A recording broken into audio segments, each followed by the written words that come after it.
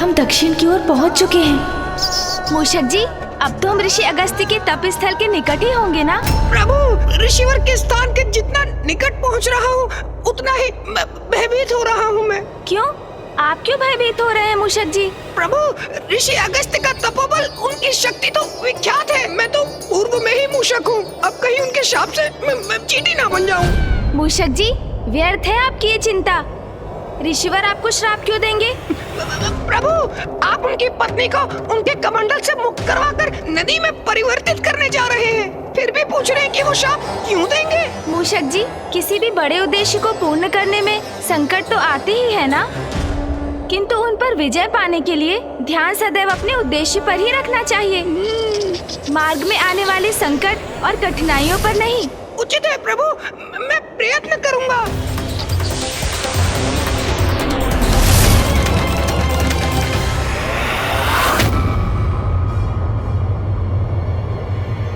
वो देखिए मूषक जी, वो रहे ऋषि अगस्त्य। प्रभु के कहने पर भी मैं भयमुक्त होकर ऋषिवर के निकट जाने का साहस ही नहीं जुटा पा रहा हूँ। मूषक जी, क्या हुआ? आपने अपनी गति धीमी क्यों कर ली?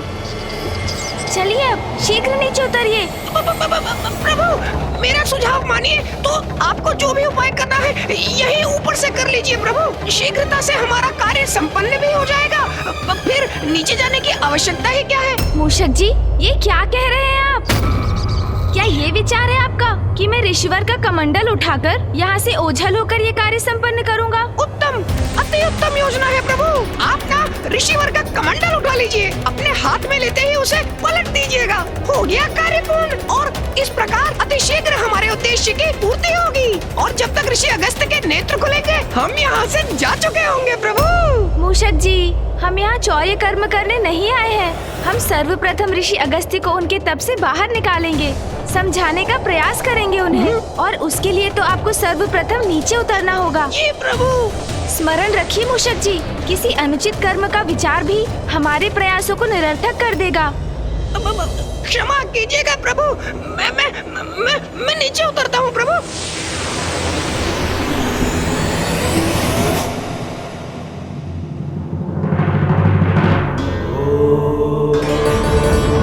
इतने दिव्य महान व्यक्तित्व वाले ऋषिवर अगस्त्य के दर्शन पाकर मैं धन्य हुआ आज।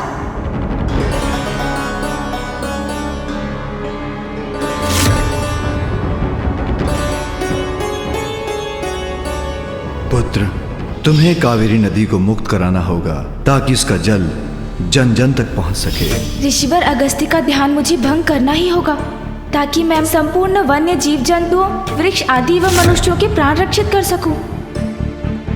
प्रभु, जो भी करना है शीघ्र करिए ना, जिससे हम भी शीघ्र यहाँ से प्रस्थान कर सके। मूषक जी, ऋषिवर को उनकी तप से बाहर लाने की उचित युक्ति का विचार करने दीजिए मुझे। युक्ति का विचार? अर्थात प्रभु, अभी तक कोई युक्ति, कोई योजना नहीं है आपकी? मूषक जी, बड़ी सूक्ष्मता से योजना पर विचार करने की आवश्यकता है, जो मैं करने का प्रयास कर रहा हूँ, और आप बार बार कुछ कहकर जिसमें बाधा डाल रहे हैं। यदि आपके पास कोई उत्तम योजना है तो आप क्यों नहीं बता देते मुझे, और यदि नहीं है तो मुझे शांति से विचार करने दीजिए। जी प्रभु। ऋषिवर का ध्यान कैसे भंग होगा? व्यवधान से प्रभु। व्यवधान से अर्थात? हाँ प्रभु, तीव्र वायु प्रवाह से आंधी उत्पन्न करिए आप। आंधी।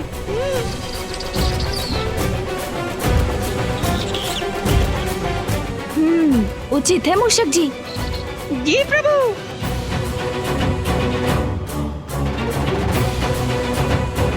क्षमा कीजिएगा ऋषिवर, किंतु मैं विवश हूँ। मुझे इस क्षेत्र के उद्धार के लिए ये आंधी उत्पन्न करनी पड़ रही है।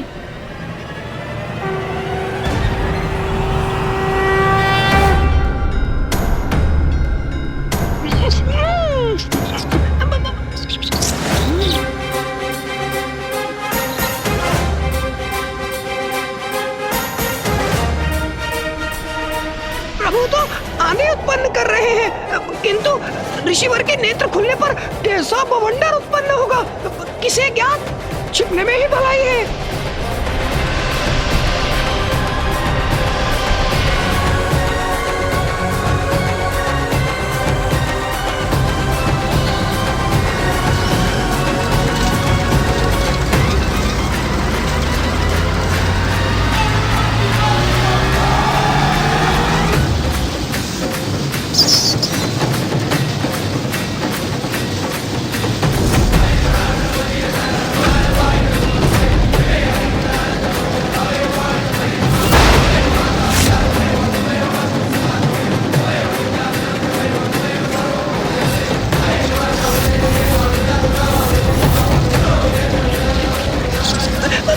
ये आंधी तो ऋषिवर तक पहुंचने ही वाली है।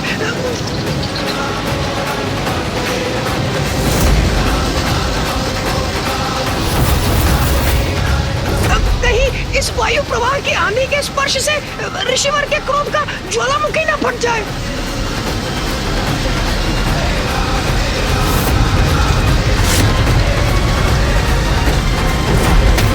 अब शीघ्र भंग होगा ऋषिवर का ध्यान।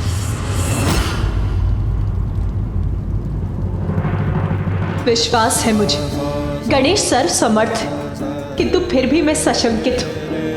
कहीं उसके साथ कुछ अप्रिय न घट जाए।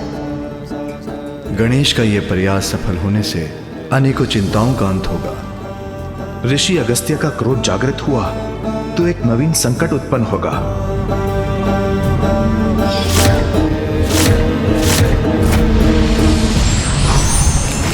कैसी विकट परिस्थिति है ये। किसकी अधिक चिंता करूं मैं, इस बवंडर के टकराव से ऋषि अगस्त्य के ध्यान भंग होने की, अथवा बवंडर द्वारा इस कमंडल के गिरकर उल्टा हो जाने की। दोनों ही अवस्थाओं में गुरुदेव, ऋषि अगस्त्य कहीं क्रोध में आकर गणेश को कोई श्राप न दे बैठे। तपोबल के धनी ऋषि अगस्त्य ने यदि श्राप दिया तो वह अकाट्य होगा।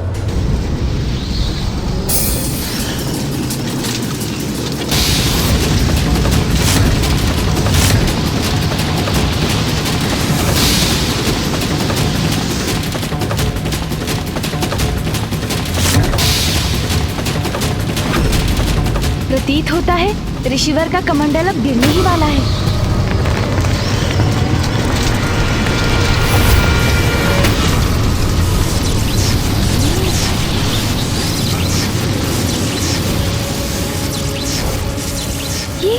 ये क्या हुआ? ऋषिवर के चारों ओर स्वर्णिम सुरक्षा का घेरा कैसे उत्पन्न हो गया? ज्ञात करता हूँ।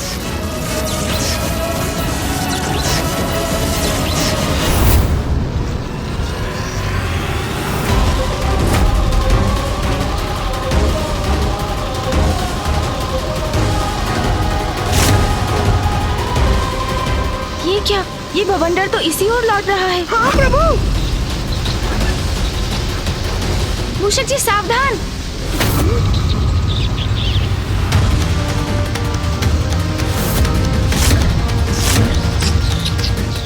इससे रक्षित होना होगा।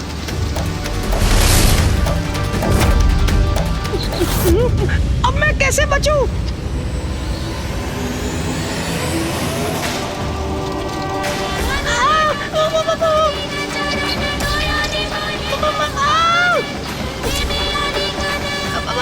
प्रभु, कुछ कीजिए प्रभु, रोकिए इस बवंडर को।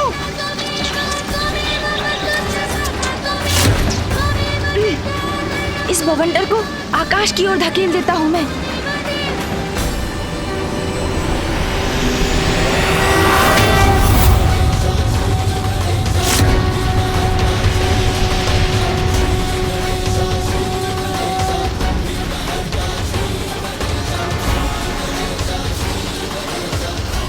हम रक्षित हो गए प्रभु।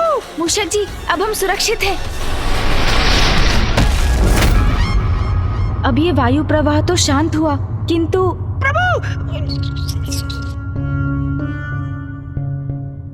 प्रभु, इस बवंडर ने तो उलटकर मेरी ही दुर्दशा कर दी। हाँ मूषक जी, हमारा ये उपाय तो व्यर्थ हुआ। अब कुछ और सोचना होगा। और सोचना होगा? आप सोचिए प्रभु, मैं तो तनिक विश्राम कर लेता हूँ। इन टहनियों के प्रहार भी विद्युत के प्रहार समान प्रतीत हो रहे थे मुझे। विद्युत, सुना ना आपने प्रभु, विद्युत। हाँ हाँ, आपने अभी कहा था कि जैसे आपको लगा विद्युत प्रहार हो रहे हैं आप पर। नहीं नहीं प्रभु, मैं ये कह रहा हूँ विद्युत का प्रभाव अवश्य होगा रिसीवर पर, उससे इनका ध्यान अवश्य भंग होगा।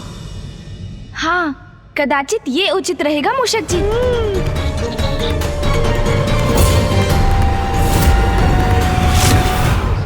आशा है ये युक्ति कार्य करेगी।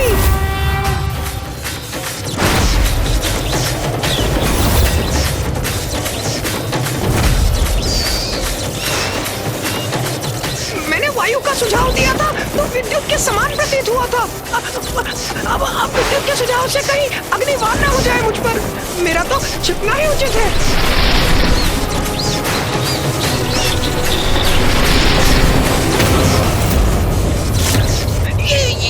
ये विकराल मेघ उत्पन्न हो रहे हैं।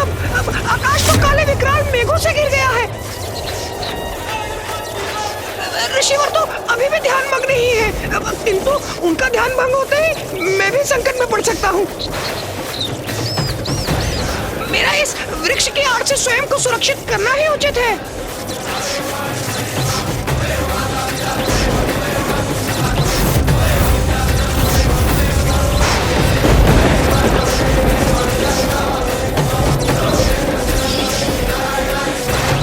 प्रभु के समान मैं भी वृक्ष के ऊपर चढ़कर ही सुरक्षित हो सकूंगा।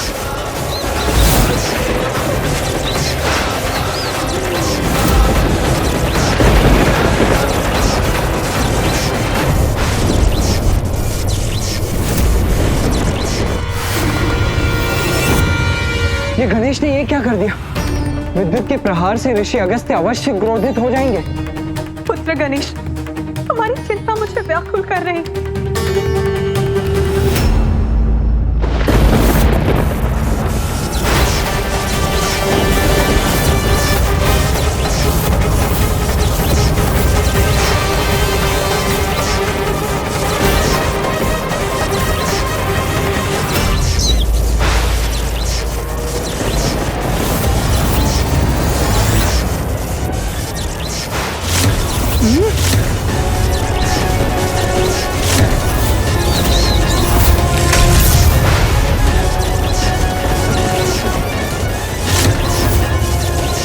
वृक्ष की ओर भी आ सकती है।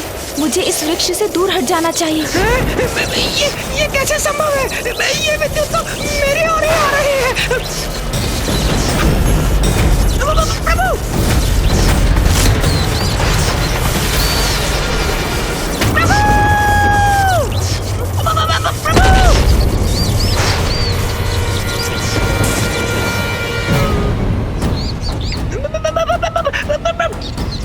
मूषक जी,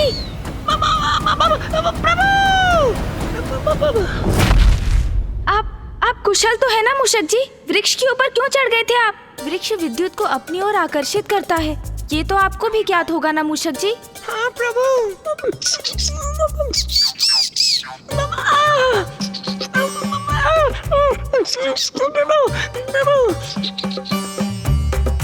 मेरा मुख, मेरा सुंदर मुख, क्या हो गया इसे? देखिए प्रभु, मेरी सुंदर मुख पर कैसी कालिमा छा गई है। मेरी सुंदरता विलीन हो गई। नहीं मूषक जी, आप तो पूर्व के समान ही दिखाई दे रहे हैं। आपको तो कुछ भी नहीं हुआ।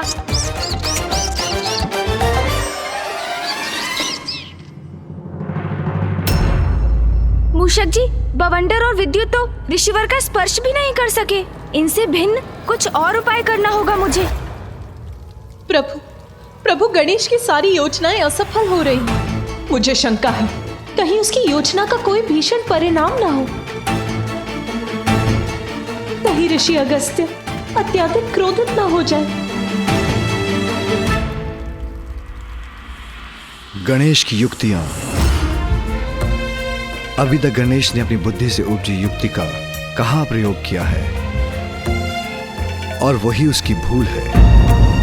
बुद्धि का देवता है वो, उसे अपनी बुद्धि से युक्ति लगानी होगी तभी सफल होगा वो। प्रभु, अब तो कदाचित भूकंप भी ऋषिवर को उनके तप से बाहर ला सकता है। हाँ प्रभु, मैंने विचार कर लिया है। नहीं मूषक जी, मुझे क्षमा कीजिए। मुझे ज्ञात है आप मेरी सहायता करने का प्रयास कर रहे हैं, किंतु अब नहीं। मैं आपके सुझाव लेता रहा, वो मेरी भूल थी, किंतु इस बार तो मैं अपनी बुद्धि की युक्ति पर ही चलूंगा।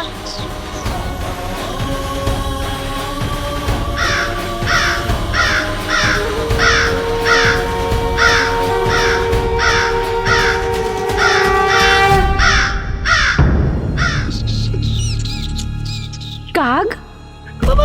प्रभु! मूषक जी,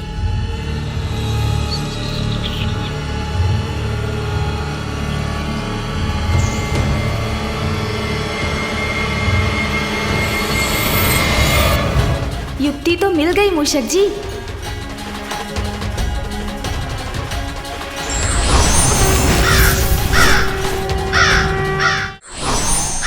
प्रभु! प्रभु! कहाँ उड़े जा रहे हैं आप?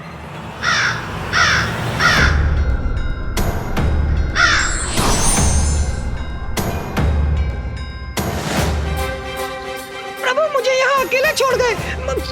यदि ऋषिवर का ध्यान भंग हुआ तो, और मैं उनकी दृष्टि में पड़ गया तो अवश्य शाप दे डालेंगे मुझे।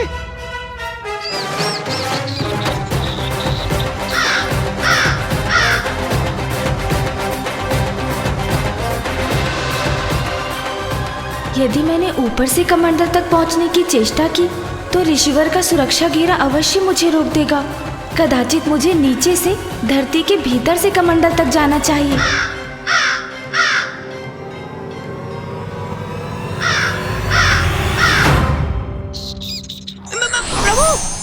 प्रभु, आप लौट आए? हाँ मूषक जी, लौट आया मैं, क्योंकि मुझे आपको एक कार्य सौंपना है। आपको यहाँ से ऋषि अगस्त्य तक धरती में सुरंग बनानी है। सुरंग का निर्माण करना है ऋषिवर तक? हाँ मूषक जी, जिससे मैं सुरंग के मार्ग से ऋषि अगस्त्य तक पहुँच सकूं। विलंब मत कीजिए आप। जैसे आपकी आज्ञा प्रभु। यदि मुझे कुछ हो जाए तो स्मरण रखिएगा कि मैंने अपने प्राण न्यौछावर कर दिए अपनी स्वामी भक्ति में। मैं हूँ ना मूषक जी, फिर क्यों चिंता कर रहे हैं आप? आपको कुछ नहीं होगा, आप शीघ्रता कीजिए, अपना कार्य आरंभ कीजिए आप। जी प्रभु।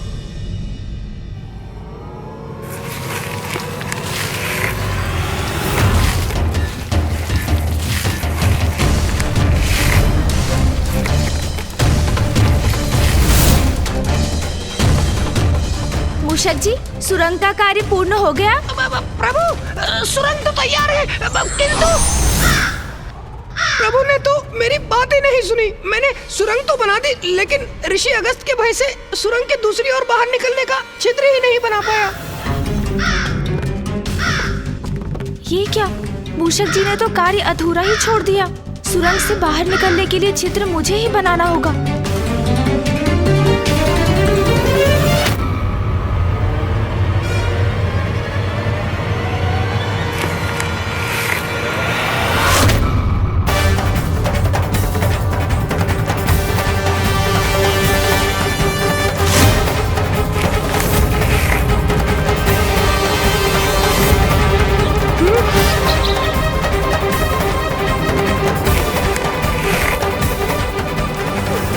ये क्या?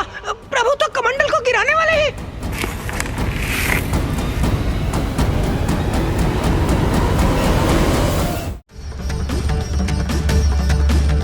ऋषिवर के कमंडल के गिरने से कहीं अस्त का अनर्थ ना हो जाए। विलंब उचित नहीं, शीघ्रता करो गणेश।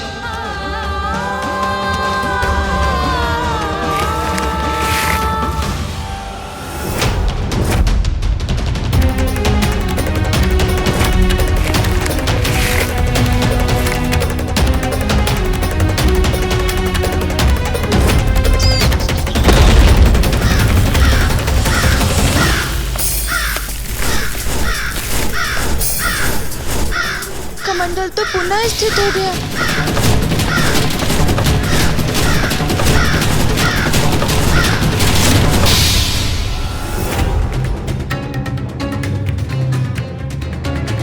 हाँ गणेश, यही युक्ति उचित है।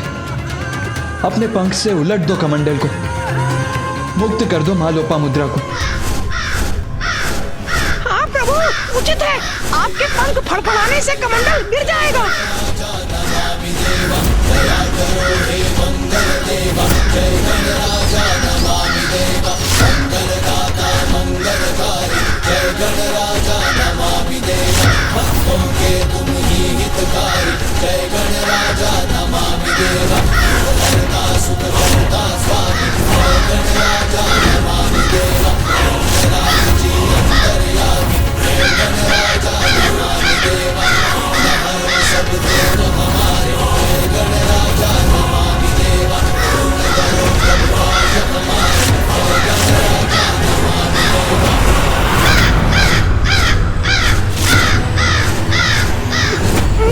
ऋषिवर का ध्यान भंग हो गया।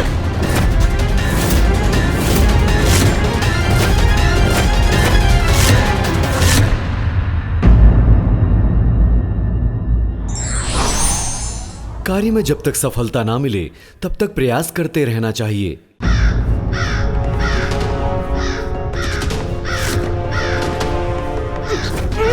ऋषिवर का ध्यान भंग हो गया।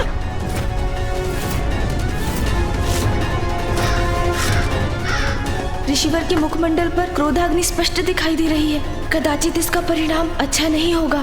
दुस्साहसी काग, मेरा ध्यान भंग करने का दुस्साहस कैसे किया तुमने? दूर हटो यहाँ से।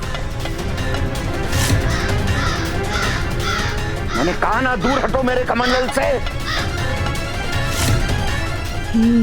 मुझे शीघ्रता से नहीं, अभी तो बुद्धिमानी से कार्य लेना होगा।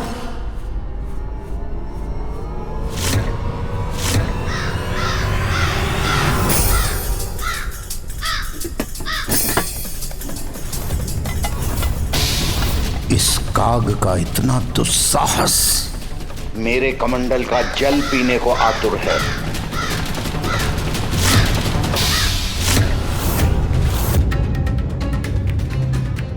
मेरी चिंता सत्य ना हो जाए।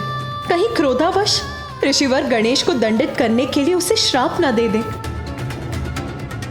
गणेश, ऋषिवर को और क्रोधित मत करो। इसी पल लौट आओ, मुड़ जाओ वहां से।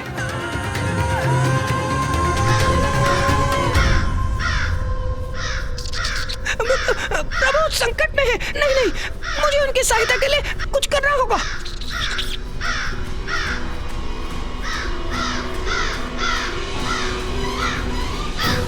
मुझे क्षमा कर दीजिए प्रभु। मेरे पांव तो ऋषि अगस्त के भय के कारण जड़ हो गए हैं, आगे ही नहीं बढ़ रहे।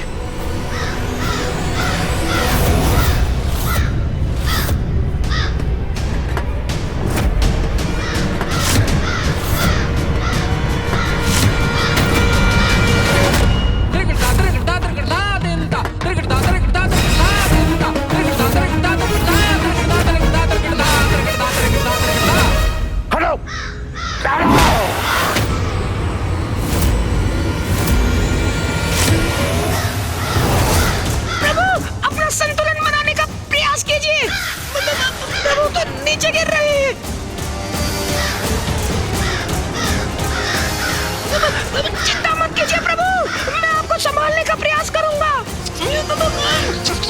प्रभु, मैं आ रहा हूँ प्रभु, मैं आ रहा हूँ। प्रभु, आप कुशल तो हैं? ऋषिवर ने तो आपको आकाश में ही भेज दिया था। हाँ मूषक जी, मैं सुरक्षित हूँ, कुशल भी हूँ। जो हुआ उसमें ऋषिवर का कोई दोष नहीं है। वो तो मात्र अपना कमंडल सुरक्षित करने के लिए अपने हाथ से मुझे दूर करने का प्रयास कर रहे थे और उनका हाथ मेरे पंख पर लग गया, जिससे मैं दूर आकाश की ओर चला गया। सुरक्षित है मेरे पुत्र गणेश। प्रभु, मेरी विनती स्वीकार कीजिए, यहाँ से लौट चलिए। महादेव, माता पार्वती, कुमार कार्तिकेय से विचार विमर्श कर प्रभु माँ लोपामुद्रा को नदी रूप में प्रवाहित करने की कोई और युक्ति सोचनी होगी हमें। किंतु अब हमारा यहाँ रुकना उचित नहीं। ऋषिवर के क्रोध से पार पाना कठिन है प्रभु। व्यर्थ चिंता कर रहे हैं सभी। गणेश अपना दायित्व निभाना भली भांति जानता है। वो इस संकट का भी हल अवश्य ढूंढ लेगा।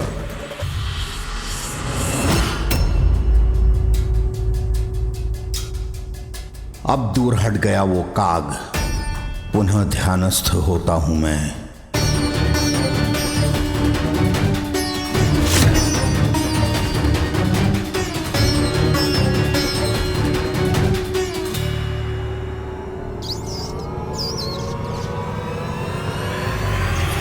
नहीं मूषक जी, अपना उद्देश्य पूर्ण किए बिना हम यहाँ से कदापि नहीं लौटेंगे। स्थिति विकट है। ऋषि अगस्त्य का क्रोध सर्वज्ञात है, किंतु कठिनाई से भयभीत होकर हम पीछे भी नहीं हट सकते।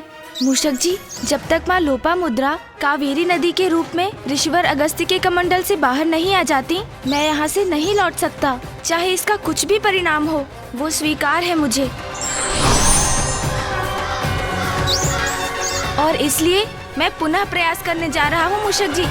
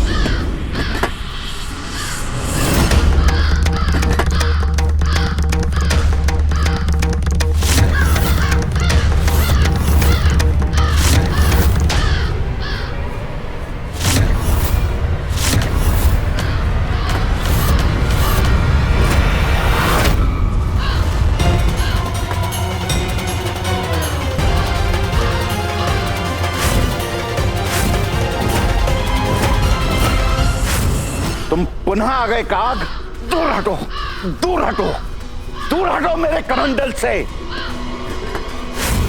तुम्हें अपनी सुरक्षा की तनिक भी चिंता नहीं। इस बार और भी भयंकर परिणाम होगा।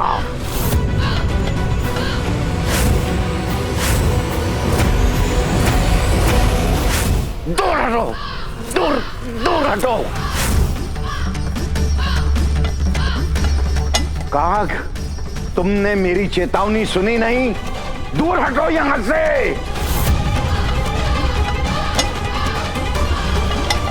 हटाओ, हटाओ। मेरे कमंडल को स्पर्श भी किया तो उसका भयंकर दुष्परिणाम भुगतोगे तुम। हटाओ यहां से, जाओ। मेरा कमंडल।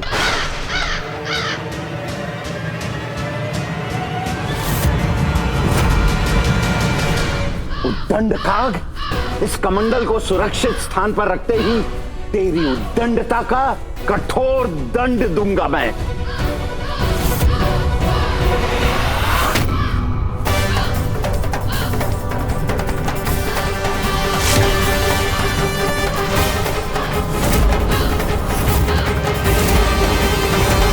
मेरे कमंडल पर स्थित होने का दुस्साहस कैसे किया तुमने? हट जाओ यहां से, हट। काग हठी होते हैं ये तो सर्व ज्ञात है, किंतु तुम्हारा हठ साधारण नहीं है। इतना साहस तो कोई साधारण काग नहीं कर सकता। मुझे क्षमा करें ऋषिवर, किंतु इस कमंडल को तो गिराना ही होगा, और इसे गिराएंगे आप। तुम्हारा मेरे कमंडल पर स्थित होना उचित नहीं है। हट, हट, हट, हट, हट, हट, हट, हट।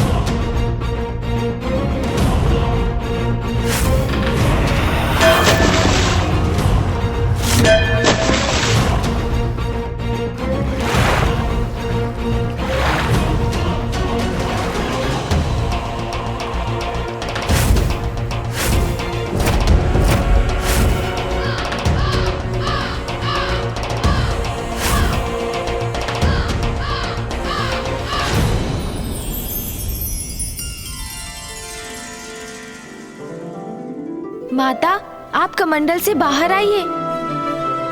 हाँ माता लोपामुद्रा, आपके स्वामी अगस्त्य ऋषि अपने हाथ से आपको प्रवाहित होने का संकेत दे रहे हैं।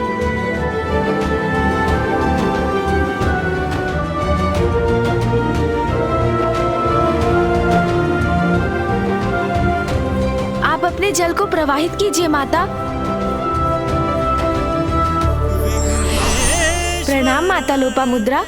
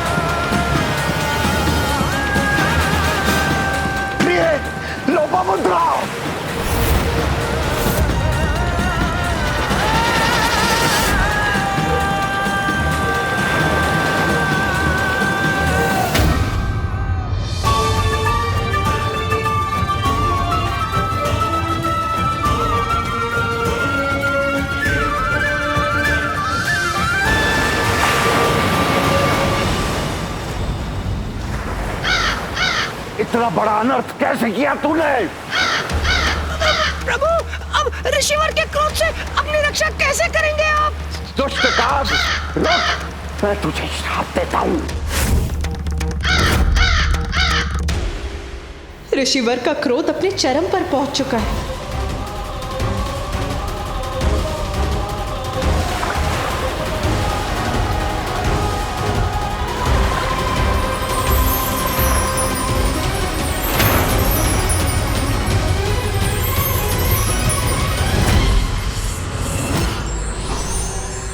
ऋषि अगस्त्य, वक्रतुंड महाकाय सूर्यकोटि समप्रभ निर्विघ्नं कुरु मे देव सर्वकार्येषु सर्वदा।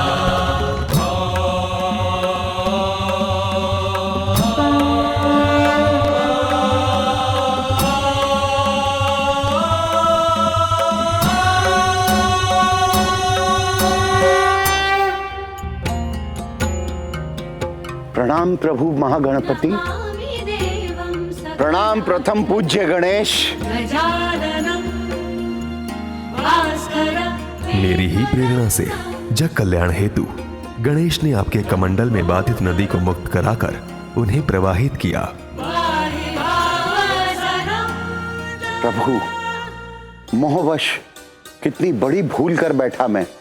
जन कल्याण में बाधित बन बैठा, नियति को बाधित किया मैंने, और ये भी ना समझ सका कि काग रूप धारण कर प्रथम पूज्य गणेश स्वयं मुझे उचित कर्म करने का संकेत दे रहे हैं। मुझे क्षमा कर दीजिए प्रभु, मुझे क्षमा कर दीजिए, क्षमा कीजिए महागणपति, क्षमा करें प्रभु। मैं बहुत लज्जित हूं प्रभु, बहुत लज्जित हूं, मुझे क्षमा कर दीजिए। एक ऋषि, एक तपस्वी होकर आसक्तिवश मैं अपने को मुक्त नहीं कर सका। सदा जन कल्याण मेरा उद्देश्य रहा, किंतु आसक्तिवश मैं ही उसमें बाधा बन गया। सबको सुख पहुंचाने वाली, धरती को जल से सींचने वाली नदी को मैंने रोक रखा। बहुत बड़ी भूल हो गई मुझसे प्रभु, बहुत बड़ी भूल हो गई। मुझे क्षमा कर दीजिए, मुझे क्षमा कर दीजिए प्रभु, मुझे क्षमा कर दीजिए, मुझे क्षमा करे परम पूज्य गणेश जी।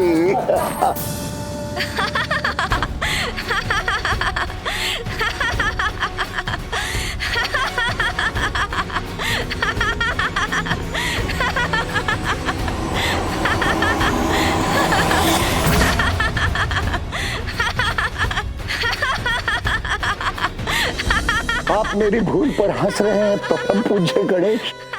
उचित है, कदाचित ऐसी भूल का यही उचित परिणाम है। ऋषिवर, आप अभी ये जो कर रहे हैं उसे देखकर मुझे उस समय का स्मरण हो आया जब मामा श्री हरिनारायण ने मेरे समक्ष उठक बैठक कर मुझे हंसाया था। इसलिए मैं ये विधान करता हूँ, आज से जो भी मेरे समक्ष ये दोनों क्रियाएं करेगा, मैं उसकी सभी धर्मोचित मनोकामनाएं यथाशीघ्र पूर्ण करूँगा।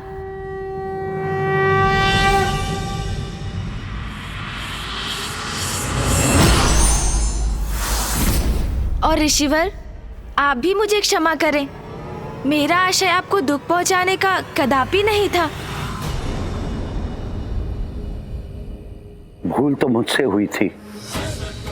मेरे द्वारा सागर जलपान से ही यहाँ सूखा पड़ा था। उसी सूखे की समाप्ति के लिए नदी प्रवाहित करना चाहता था, किंतु पत्नी प्रेम वश में उसमें स्वयं बाधा बना। ये भी भूल गया कि लोपामुद्रा का जन्म दक्षिण के अकाल को समाप्त करने के लिए ही हुआ था। किंतु अब तो भूल का सुधार भी हो चुका है। देखिए ना ऋषिवर, अब तो नदी प्रवाहित भी हो रही है।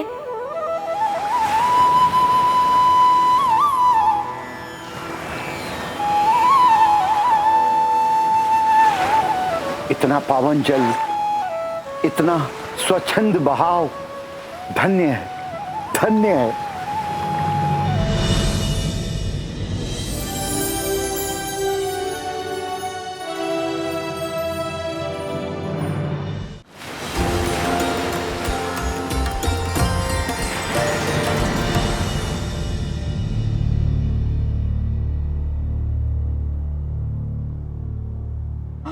प्रभु, जल, प्रभु कृपा कीजिए, जल।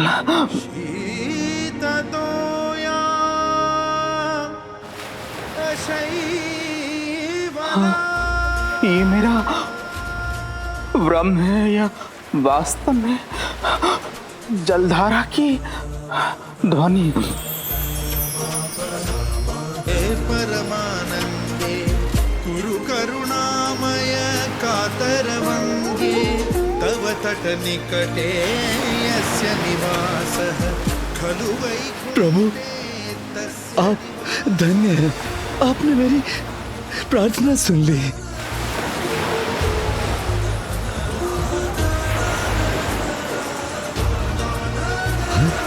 हाँ,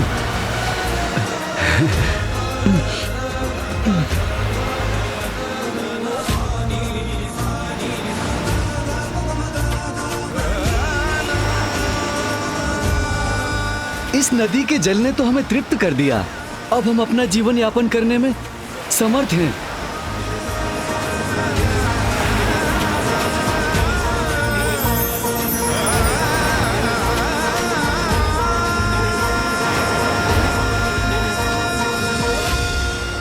जल से परिपूर्ण हो गया हमारा जीवन।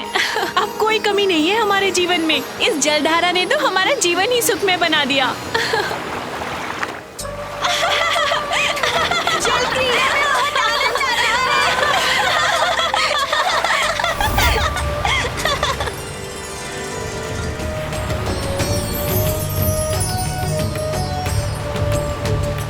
धन्य है कावेरी नदी, धन्य है विघ्नहर्ता गणेश जी, जिन्होंने मेरे मोहपाश को मिटाया, मेरे सत्कर्म के मार्ग में आए विघ्न को दूर किया, लोपामुद्रा को कावेरी नदी के रूप में मुक्त किया।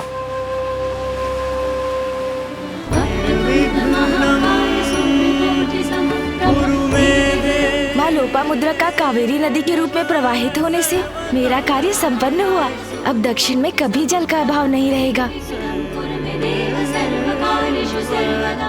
देखा स्वामी, जो कोई नहीं करना चाहता था, जो कोई नहीं कर सकता था, वो हमारे पुत्र गणेश ने कर दिखाया। घटनाओं के इस क्रम ने मुझे महादेव के समक्ष अपनी चिंता व्यक्त करने का अवसर नहीं दिया, किंतु अब सभी के यहाँ से प्रस्थान के बाद मैं उन्हें अपनी दुश्चिंता के विषय में बताऊंगा। कदाचित अभी उसमें विलंब नहीं हुआ है।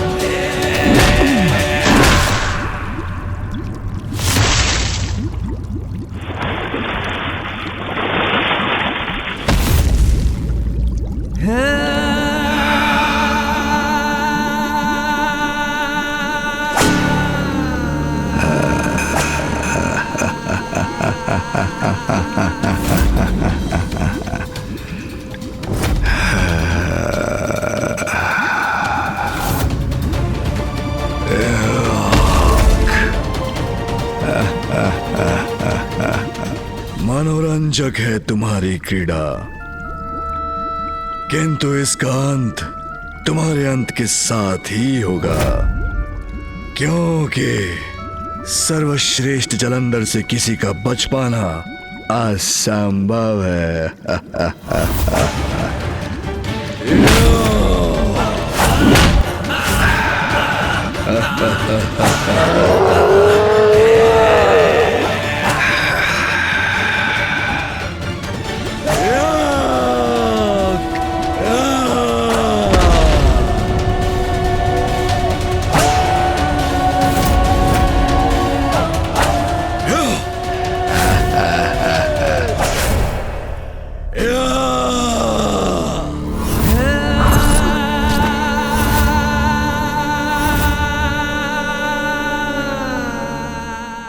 शक्ति और युक्ति का प्रयोग यदि लोक कल्याण के लिए किया जाता है तो उसकी सराहना होती है, किंतु उसका प्रयोग यदि स्वयं के स्वार्थ और किसी को आहत करने के लिए किया जाए तो स्वयं के लिए घातक हो सकता है।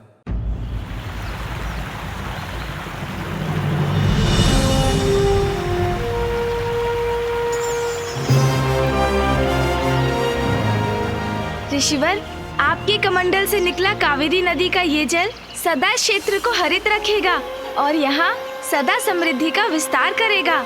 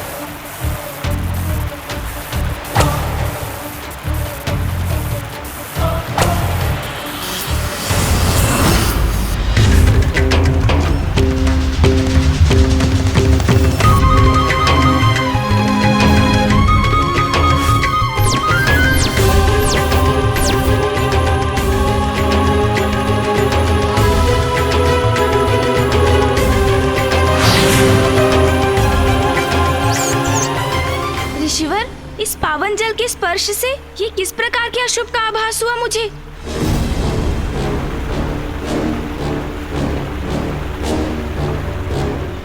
गणेश जी, ये किसी बड़े महासंकट की पूर्व सूचना है। महासंकट तो है। स्वयं जगत पिता महादेव की क्रोधाग्नि ही जगत के लिए संकट उत्पन्न करने वाली है।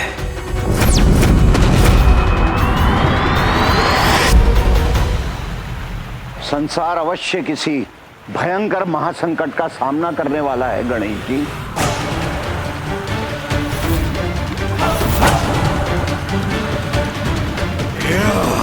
कैसा महासंकट ऋषिवर? कृपया मुझे बताइए ऋषिवर, कौन और क्या है इस भावी संकट का कारण?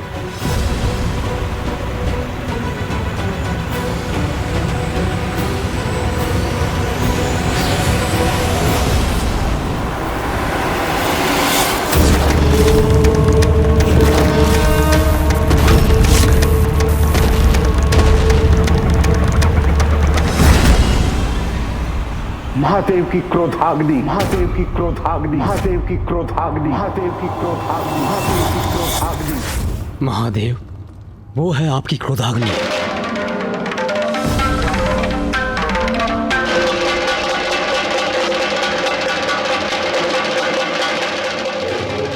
मेरी क्रोधाग्नि? क्या उसका कोई दुष्परिणाम होने वाला है? ब्रह्मदेव, महादेव की क्रोधाग्नि तो दुष्टों का संहार करती, तो उससे इतने चिंतित क्यों हैं आप? पिताजी की क्रोधाग्नि भला संसार का अहित कैसे कर सकती है? प्रत्येक क्रिया की कोई प्रतिक्रिया अवश्य होती है। महादेव की क्रोधाग्नि उत्पन्न हुई है तो उसका कोई ना कोई परिणाम तो अवश्य होगा। महादेव का क्रोध तो मेरी श्रेष्ठता के अहंकार के कारण हुआ था। एक अघोरी के लिए देवराज अपना मार्ग परिवर्तन कर ले, ये उचित नहीं है। देवराज जब अपने मार्ग पर अग्रसर होता है तो अन्य को अपने मार्ग से हटना पड़ता है। देवराज इंद्र को नहीं, कहीं इस महासंकट का संबंध उस घटना से तो नहीं? महादेव को मैं अपनी चिंता से अवगत कराने का प्रयास कब से कर रहा हूं, किंतु ऋषि अगस्त्य के प्रसंग के कारण मुझे इसका अवसर ही प्राप्त नहीं हुआ। किंतु महादेव, मेरी आशंका यदि सत्य हुई तो उसके गंभीर परिणाम होंगे। विनाश, हाँ, मात्र विनाश ही होगा।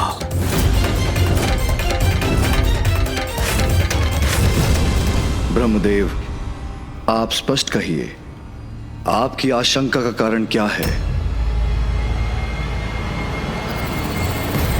आपकी क्रोधाग्नि महादेव, जिसका विस्फोट सागर में तो हुआ था, किंतु कदाचित आपकी क्रोधाग्नि अभी भी शांत नहीं हुई है।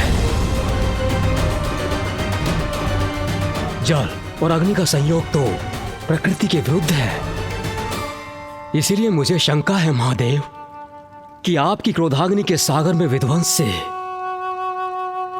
किसी ऐसे अपराकृतिक अति शक्तिशाली अस्तित्व का जन्म हुआ है जो महासंकट बनकर हम सभी पर छा जाएगा। ऐसा क्या महासंकट हो सकता है जिसे त्रिदेव भी नहीं मिटा सकते?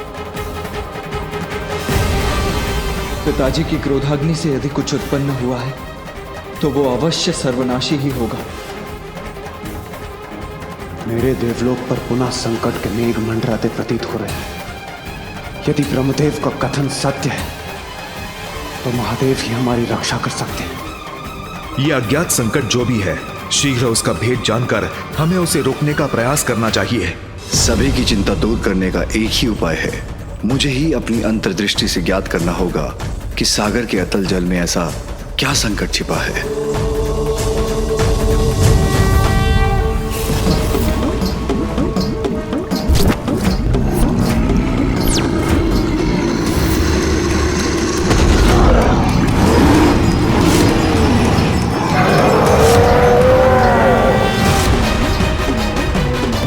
महासंकट तो अवश्य उत्पन्न हो गया है। ब्रह्मदेव का चिंतित होना उचित है।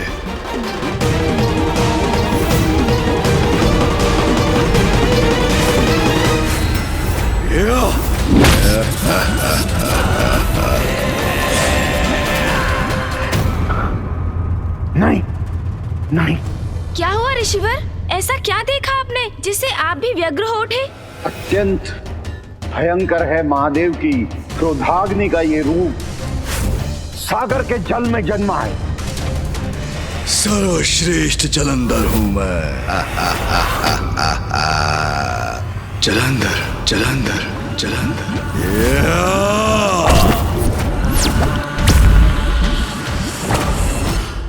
जलंधर? मेरी शंका सत्य थी महादेव। किसे ज्ञात है आपकी क्रोधाग्नि का ये भीषण परिणाम सागर में उत्पन्न होकर वहां कैसा आतंक फैला रहा होगा।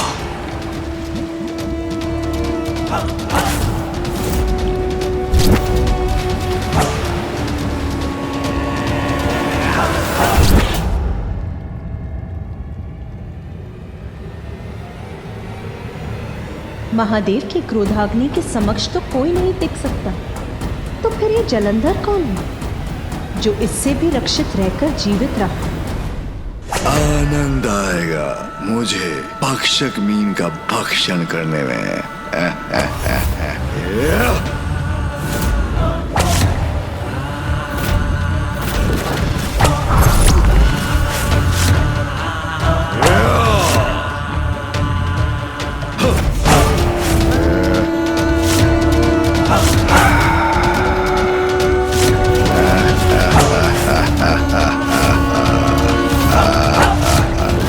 कितना भी वेग बढ़ा लो, सुरक्षित नहीं हो तुम।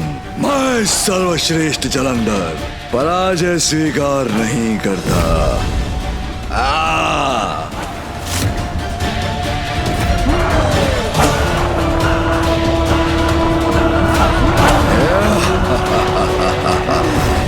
देखा, पकड़ लिया ना तुम्हें।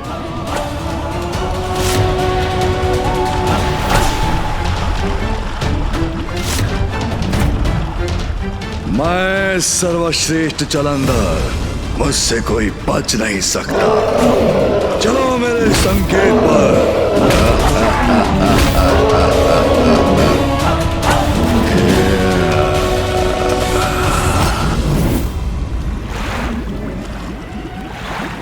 व्यर्थ है तुम्हारा ये प्रयास भी। सर्वश्रेष्ठ जलंधर से बचकर कोई नहीं भाग सकता।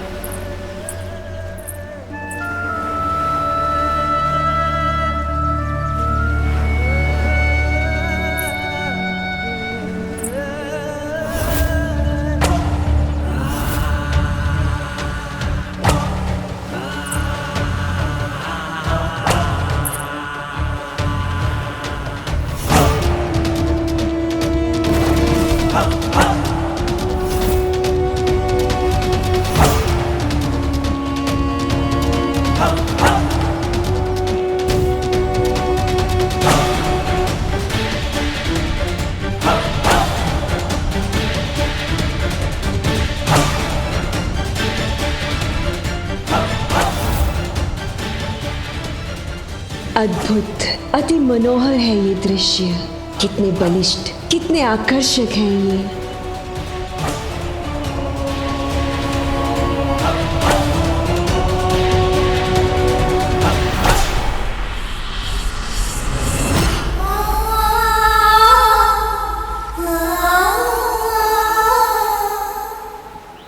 व्यर्थ आकर्षण का समय नहीं है मेरे पास।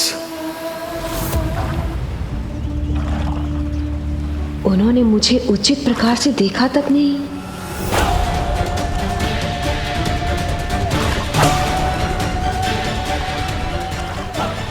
उनके द्वारा अपना ये तिरस्कार स्वीकार नहीं है मुझे।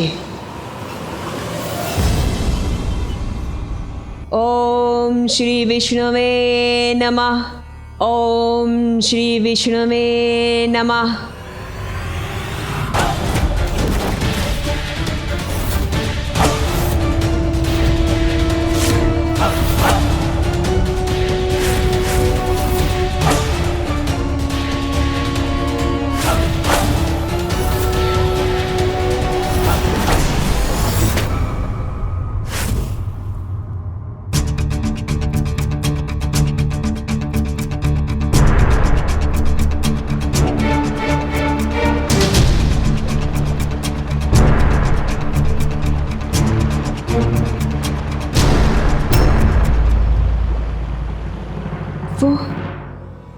वो मुझे देखकर मुस्कुराए क्यों नहीं?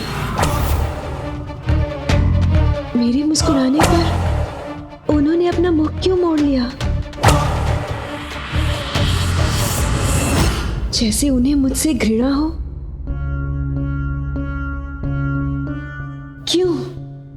क्यों हुआ ऐसा मेरे साथ? क्या इसलिए क्योंकि मैं एक साधारण सी विष्णु भक्त हूं?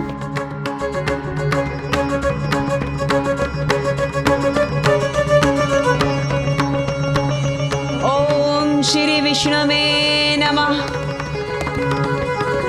ओम श्री ओम श्री विष्णु।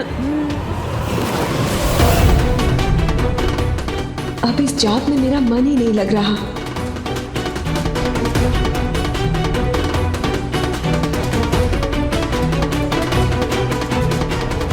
व्यर्थ है ये तप, ये जाप जो मैं सदा से करती आई हूं, जिसे मैंने अपने पति रूप में चुना, उसे अपनी ओर आकर्षित भी ना कर सकी मैं, तो क्या लाभ है ऐसी विष्णु भक्ति का? नारायण, आप ना तो मेरी सहायता करना चाहते हैं और कदाचित ना ही कर सकते हैं। फिर क्यों मैं व्यर्थ में ये प्रार्थना कर रही हूं? अगर मुझे स्वयं ही सब कुछ करना है तो मेरा मार्ग ही उचित है। अब से मैं भक्ति के मार्ग को त्याग कर वही मार्ग अपनाऊंगी जिससे वो आकर्षित होकर मेरी ओर चले आएंगे।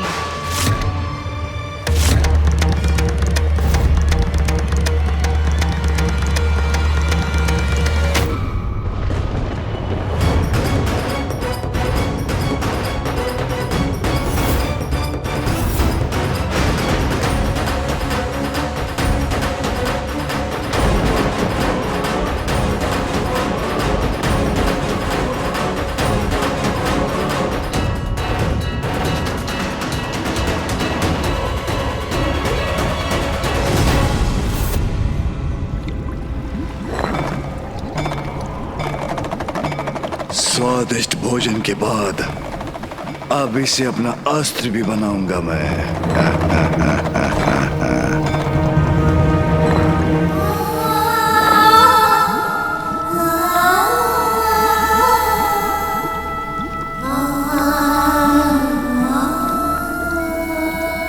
किसका मधुर आलाप है ये जो मुझे अपनी ओर आकर्षित करने का प्रयास कर रहा है?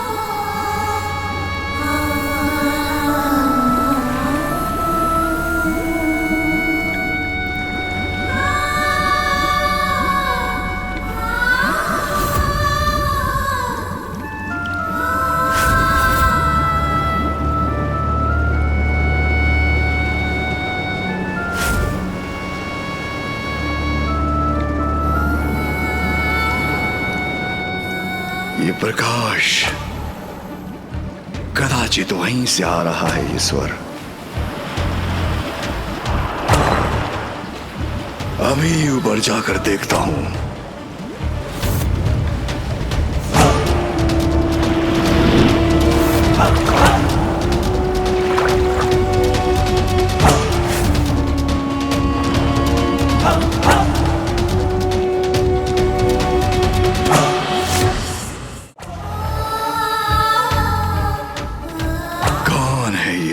जो वहां तट पर खड़ी अपने मधुर आलाप से मुझे लुभा रही है।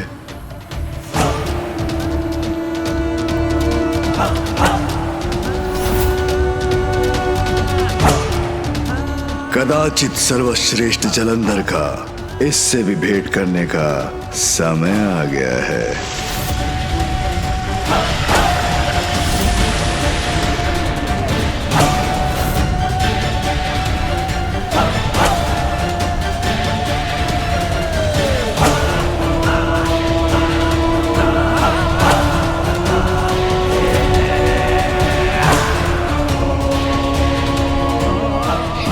तो थी, कहां गई?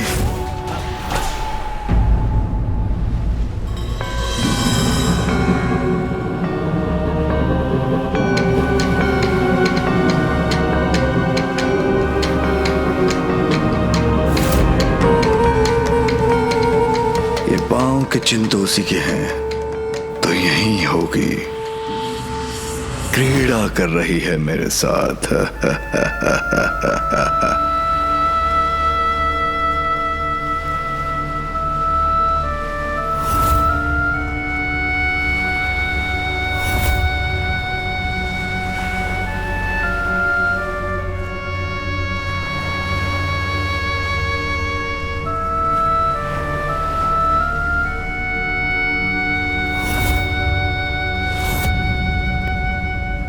अच्छा, तो वहां है।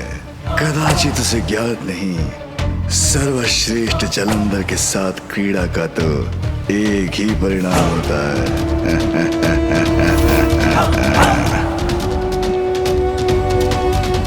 अरे, अब कहां चली गई?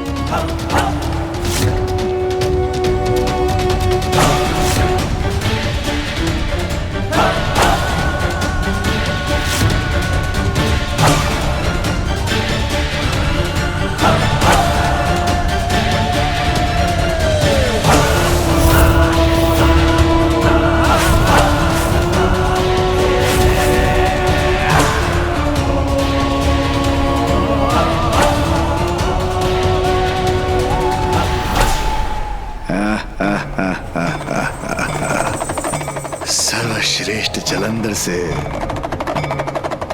लुका छिपी अभी इस लुका छिपी की क्रीड़ा का अंत करता हूं।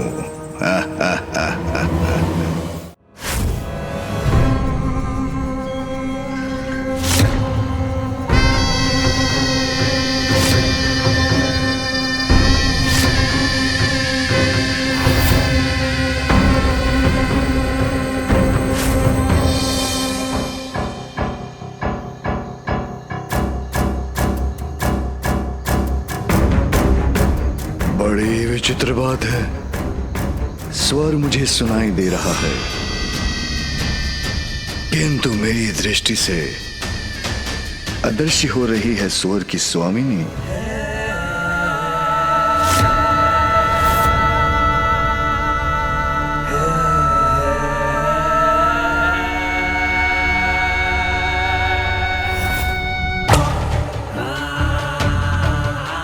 चाहे कुछ भी हो, उस तक तो पहुंच कर ही रहूंगा मैं।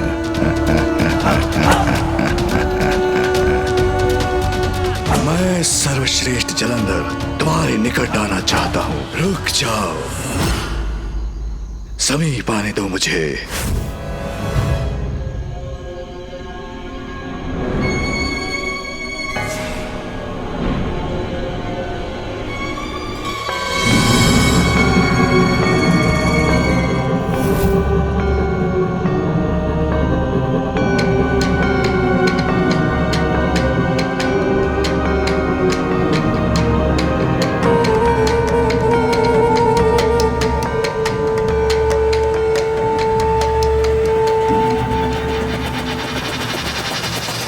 कौन हो तुम?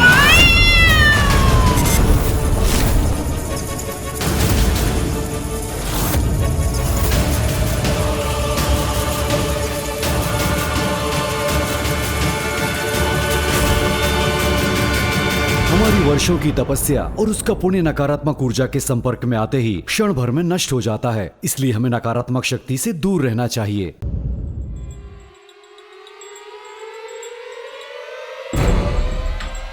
इतना क्यों सताया मुझे? कब से तुम्हारी प्रतीक्षा कर रही हूं मैं। कौन है ये मायाविनी? मेरी प्रतीक्षा क्यों कर रही थी ये?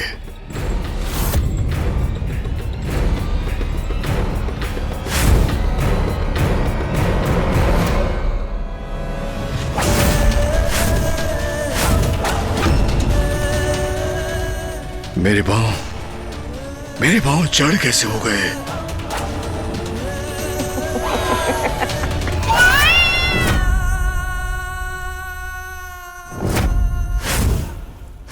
ये कैसा मकड़ जाल है? कौन है ये मायाविनी? देखा, तुम्हें अपने जाल में फंसा लिया ना मैंने। या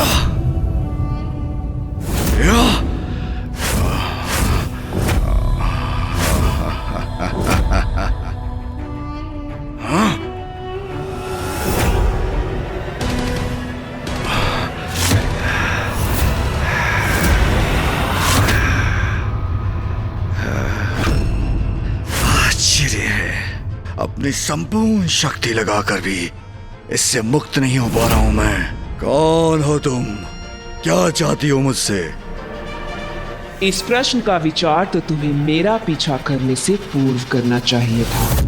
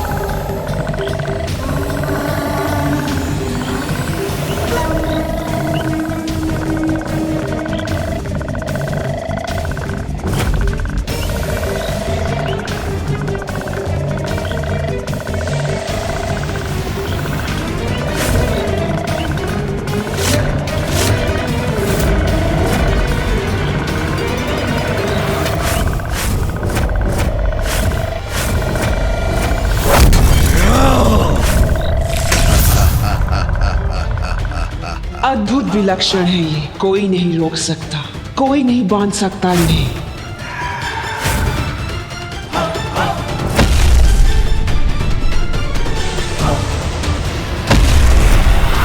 सर्वश्रेष्ठ जलंधर हूं मैं। मेरा बल ही मेरा परिचय है। मेरे साथ क्रीड़ा, इसका परिणाम भयंकर ही होगा। भयंकर परिणाम? उसमें तो मुझे अपार आनंद आएगा।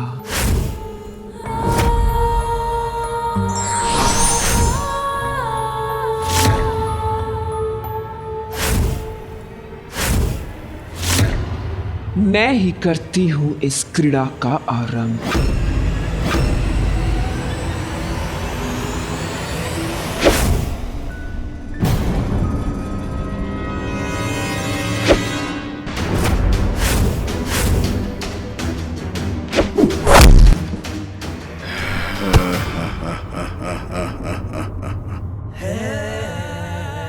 इस क्रीड़ा का अंत मैं करूंगा।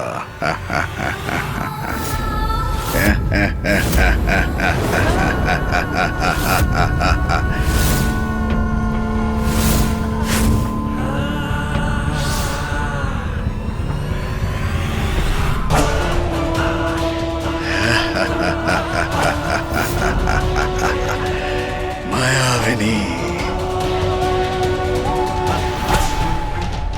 तुम मेरा स्पर्श भी नहीं कर पाओगी। सर्वश्रेष्ठ जलंधर हूं मैं।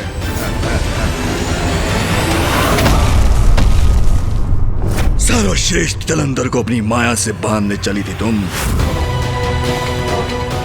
हाँ? रुक जाओ, अभी इस क्रीड़ा का अंत नहीं हुआ है। तुम मेरे मोहपाश से बचकर कहीं नहीं जा सकते, सर्वश्रेष्ठ जलंधर। रुक जाओ जलंधर, मैं तुम्हें जाने नहीं दूंगी।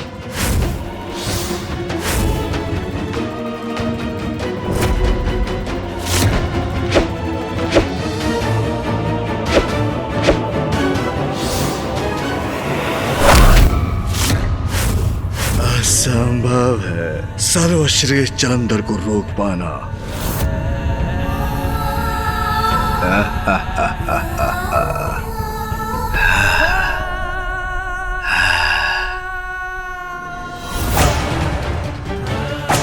ऐसा क्यों प्रतीत हो रहा है मुझे, जैसे मैं इस राक्षसी से परिचित हूं।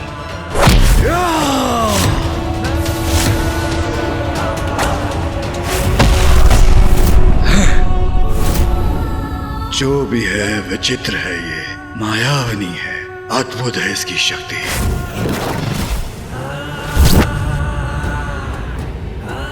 मुझे वश में करना चाहती हो ना तुम, तो आओ प्रयत्न करके देख लो।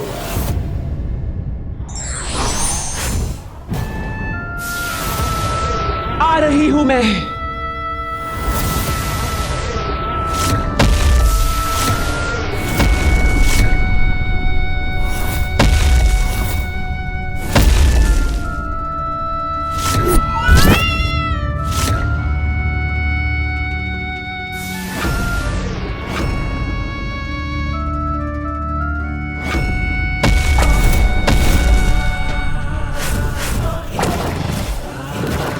क्या हुआ, नहीं पकड़ पा रही हो ना मुझे? असाधारण हूँ, सर्वश्रेष्ठ हूँ, जलंधर हूँ मैं।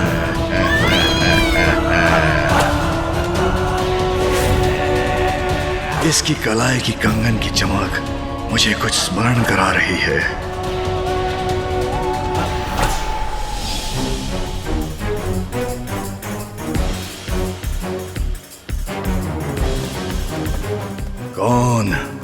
कौन थी वो बालिका?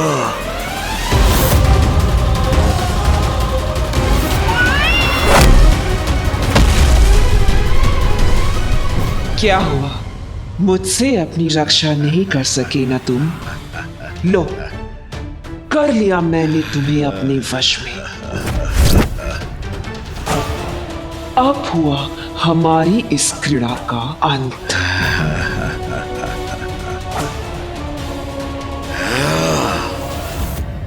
रुको।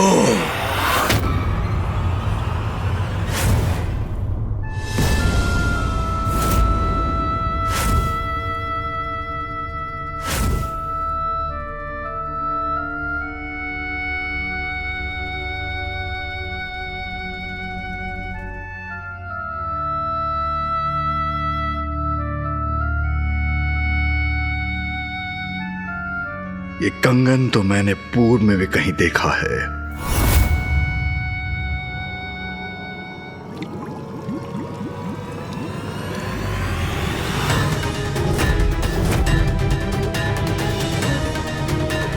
ये कंगन तो उस युवती का है जिसने मेरी रक्षा की थी।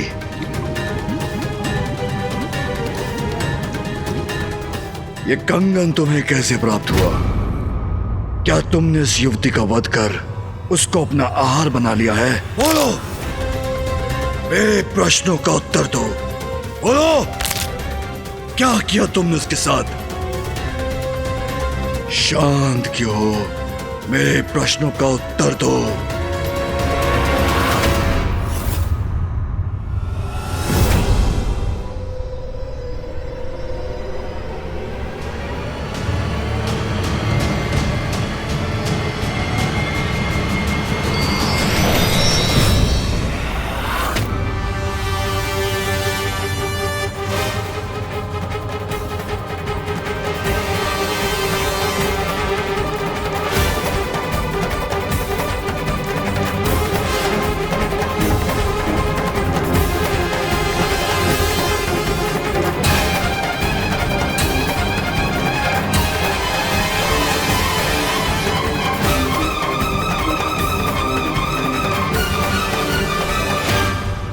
जिस युवती को लेकर तुम इतने प्रश्न कर रहे हो, वो युवती मैं ही हूं।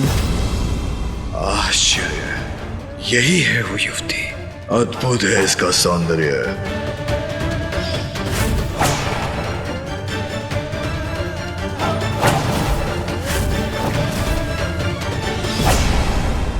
किंतु जब मैंने तुम्हें देखा था तब तो तुम साधारण सी युवती थी। तो अब तुमने ये रूप कैसे धारण किया? इतना परिवर्तन क्यों और कैसे? तुम्हारे लिए। ये सब मैंने सिर्फ तुम्हारे लिए किया है जलंधर। मेरे लिए? अर्थात? अपनी बाल्यावस्था से ही मैं सदा विष्णुदेव की भक्ति में लीन रहती थी। फिर एक दिवस मेरी दृष्टि तुम पर पड़ी और उस दिवस से मैं नारायण की भक्ति को छोड़कर तुम्हारी भक्त हो गई।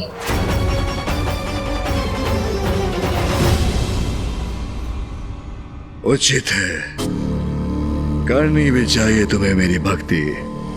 सर्वश्रेष्ठ जो हूं मैं, जलंधर सर्वश्रेष्ठ।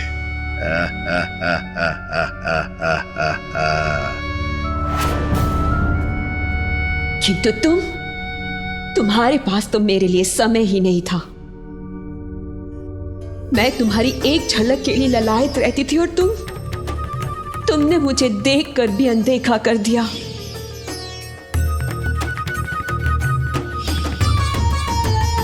कदाचित उस रूप में मैं तुम्हारे योग्य ना थी, इसीलिए उस दिवस मैंने निर्णय लिया कि यदि तुम्हें पाना मेरे जीवन का ध्येय है तो मुझे तुम्हारे योग्य, तुम्हारी जैसा बनना होगा।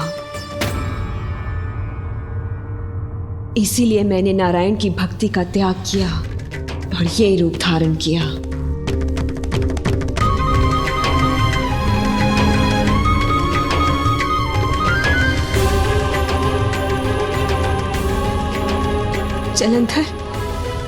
जलंधर, मैं नारायण की भक्ति नहीं,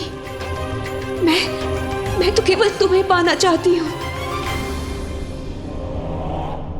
मैं वृंदा हूँ और मुझे ये वरदान प्राप्त है कि मेरे जीवित रहते मेरे पति की मृत्यु कभी नहीं हो सकती, अर्थात मेरे जीवित रहते तुम्हारी मृत्यु कभी नहीं हो सकती जलंधर। और तुम तो इतने बलशाली हो कि मेरी मृत्यु कभी होने ही नहीं दोगे। सोचो, हम दोनों साथ मिलकर समस्त संसार पर अनंत काल तक राज करेंगे, राज करेंगे।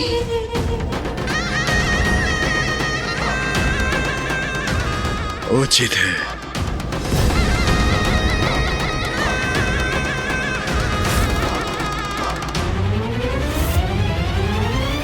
तब तो हमें शीघ्र विवाह कर लेना चाहिए।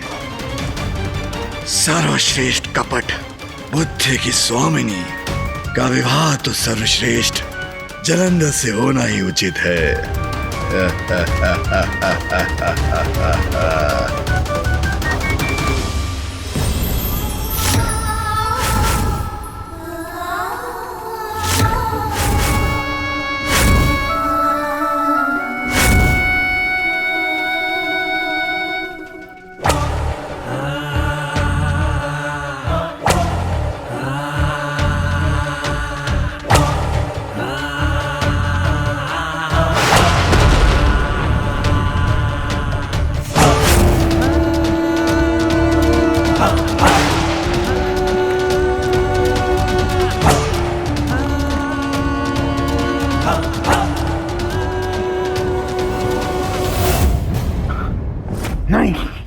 नहीं। क्या हुआ ऋषिवर?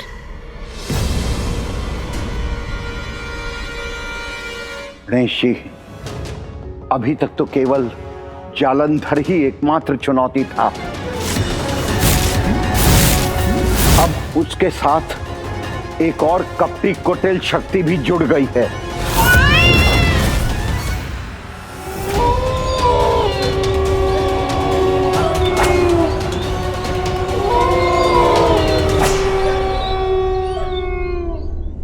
भेड़िए भी हमारे विवाह से आनंदित हैं, उसका उत्सव मना रहे हैं।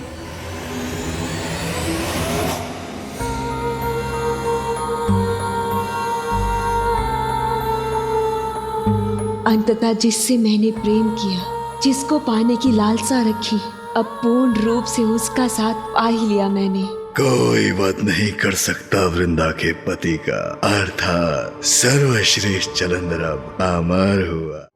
स्वामी, क्या विचार कर रहे हैं आप?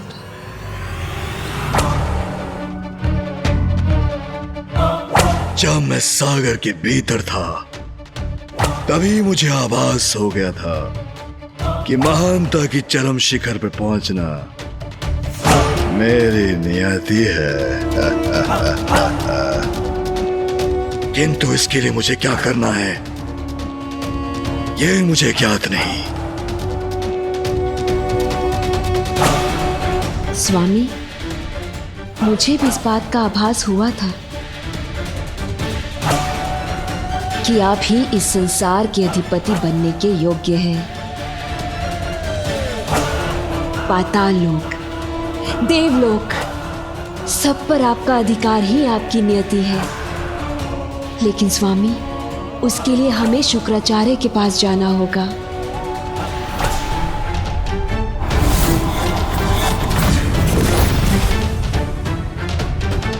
शुक्राचार्य? हाँ स्वामी, असुर गुरु है शुक्राचार्य। वही हमें संसार पर विजय प्राप्ति का मार्ग सुझाएंगे। गुरु शुक्राचार्य के मार्गदर्शन में स्वामी अवश्य सर्वोच्च पद पर स्थापित होंगे। सर्वश्रेष्ठ जलंधर अब महानतम जलंधर भी होगा। गणेश जी, मैं आपकी क्या सहायता कर सकता हूँ? ऋषिवर, आपने मुझे इस संकट से अवगत कराया, यही पर्याप्त सहायता है मेरे लिए। अब मुझे यथाशीघ्र कैलाश लौटकर पिताश्री के साथ इस पर विचार विमर्श करना चाहिए। उचित है गणेश जी, महादेव ही इस भयंकर संकट का हल सुलझा सकते हैं।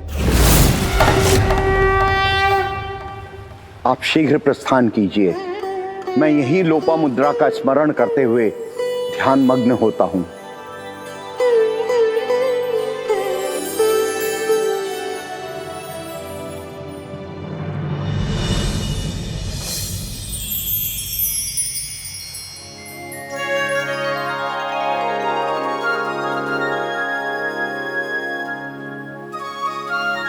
देखिए ऋषिवर, माँ लोपामुद्रा नदी रूप में भी पुष्पों से आपका अभिवादन कर रही है।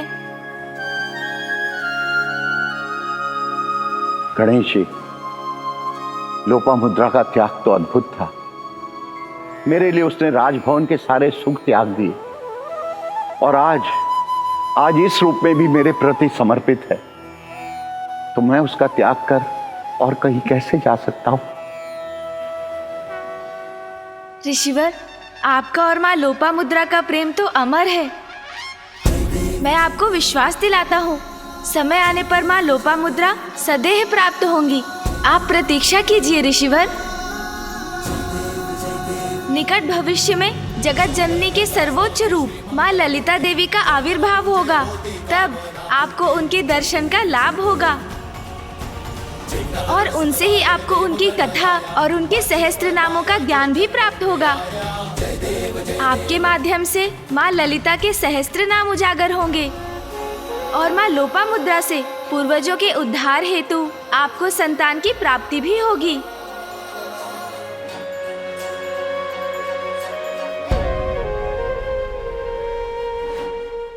धन्यवाद गणेश जी, आपके आशीर्वाद से मैं कृतार्थ हो गया।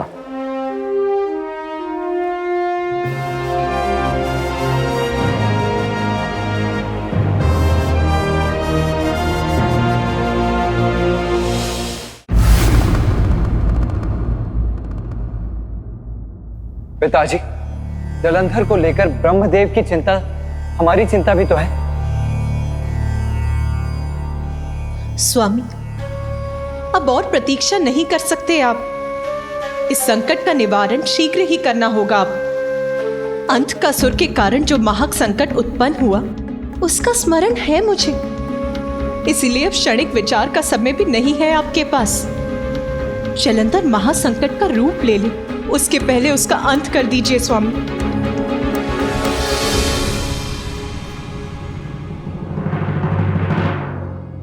मेरी क्रोधाग्नि से अवश्य उत्पन्न हुआ है जलंधर।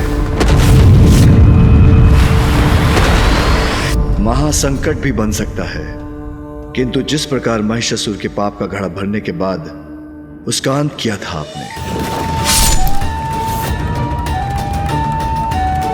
तो फिर मेरा अभी जलंधर का वध करना कहां उचित होगा? मैं ऐसा नहीं कर सकता महेश्वरी।